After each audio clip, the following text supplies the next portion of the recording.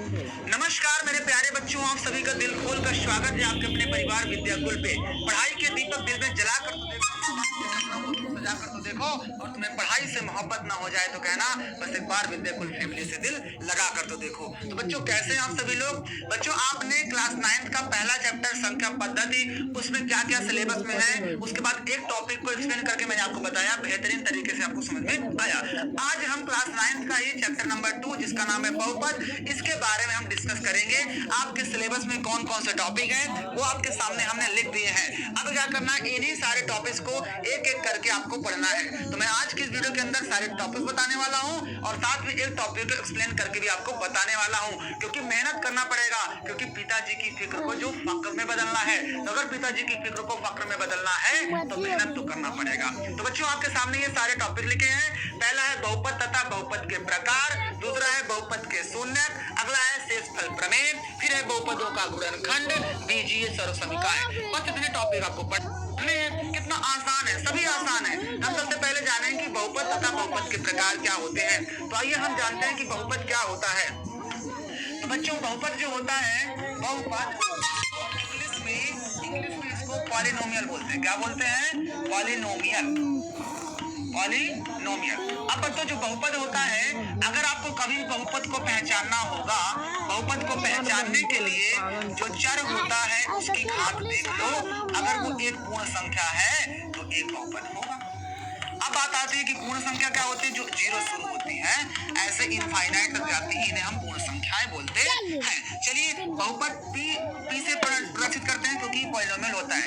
अब जो भी इधर चर चलेगा, मान लीजिए 2x + 1 चल रहा है, मतलब यहाँ पे चर x चल रहा है, तो ब्रैकेट में x लिख दो, तो ये एक बहुपद हो गया। मान लीजिए y के फॉर्म में अगर आपका बहुपद लिखना है तो लिख लो कुछ भी, y² + 3y + 1। यहाँ भी देखो, वो जो चर है वो y है। अच्छा, चर क्या होता है? चर वो होता है जिसकी वैल्यू बदलती रहती है, x y z, कभी x = 2, कभी x = 3। लेकिन जो अचर होता है उसकी वैल्यू फिक्स होती है, 1 2 3 4 5, ये फिक्स। तो जैसे 5 रुपए है तो 5 ही होगा, उसको 6 नहीं बोल सकते। ये आपके क्या होते हैं? अचर होते हैं। लेकिन चर की वैल्यू जो बदलती रहती है, x y z, इनको हम चर बोलते हैं। t a b c d ये सब आपके चर होते हैं। तो यहाँ पर y के फॉर्म में चर चल रहा है, और मैंने बताया कि बहुपद वही होता है जिसमें चर की घात एक पूर्ण संख्या होती है। तो यहाँ पर देखिए, चर y है, y की घात एक पूर्ण संख्या है, जो कि 2 एक पूर्ण संख्या होती है। फिर यहाँ पे y की पावर 1 है, ये भी एक पूर्ण संख्या है, मतलब ये आपका एक बहुपद हो जाएगा। यहाँ पे देखेंगे x चल रहा है, x की पावर 1 है, ये भी एक पूर्ण संख्या है। अगर मैं आपके सामने एक एग्जांपल और लिख देता हूँ कि p,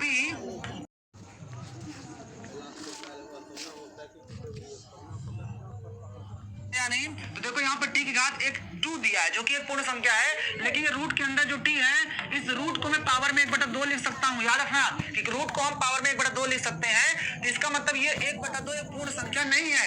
तो जब ये बहुपद, ये पूर्ण संख्या नहीं है, तो इस पूरे को हम क्या बोलेंगे?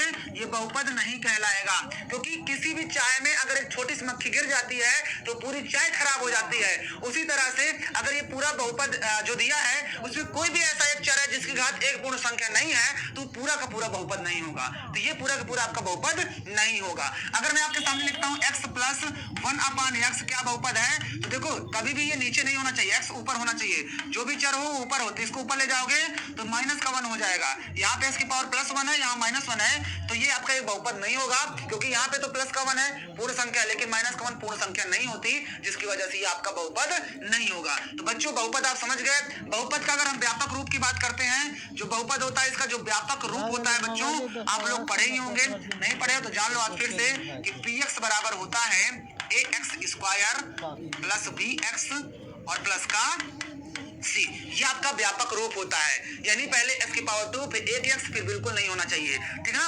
अपान में x होगा, इसका मतलब वो बहुपद नहीं होगा।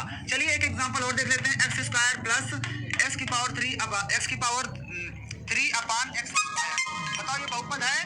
तो काफी लोग कहेंगे बहुपद नहीं है, क्योंकि नीचे आपका 2 आ गया। लेकिन बच्चों, थोड़ा ध्यान देना है कि x की पावर 2 तो ठीक है, ये 2 पावर से 3 में से 2 पावर कट जाएंगे तो ऊपर एक x बच जाएगा। अब देखो ये बहुपद है या नहीं है? तो यानी कि बहुपद को बताने के लिए उसको थोड़ा सा आपको सरल भी करना पड़ सकता है। तो सरल करके आप बड़े आसानी से बता सकते हो कि ये बहुपद है या नहीं है। तो बच्चों, आप लोग को बहुपद कैसे पहचानते हैं समझ में आ गया होगा, बहुपद का व्यापक रूप समझ में आ गया होगा। अब एक टॉपिक और इसमें था कि बहुपद के प्रकार क्या होते हैं। तो आइए बहुपद के प्रकार